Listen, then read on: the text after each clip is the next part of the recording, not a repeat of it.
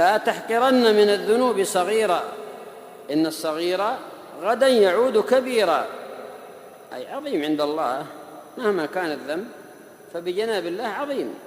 وأما الصغائر تعود كبار لا.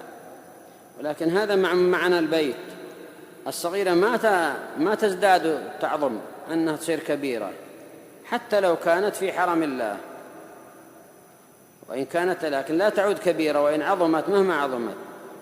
وأما أنها تتضاعف الذنوب فلا، من جاء بالحسنة فالعشر أمثالها ومن جاء بالسيئة فلا يجزى إلا مثلها. لا تضاعف ولا ترتقي إلى كبيرة إلا أنها عظيمة في جناب الله، وفي الحرم كذلك عظيمة بمقدار ما يجعل الله.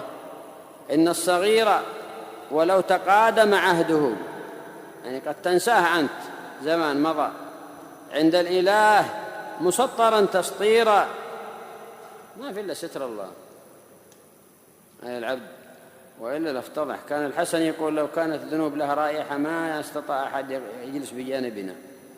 فازجر هواك على البطالة لا تكن صعب القياد وشمرا تشميرا، إن المحب إذا أحب إلهه طار الفؤاد وألهم التفكير، فاسأل هدايتك الإله بنية، يطلب الهداية من الله، فكفى بربك هاديا ونصيرا،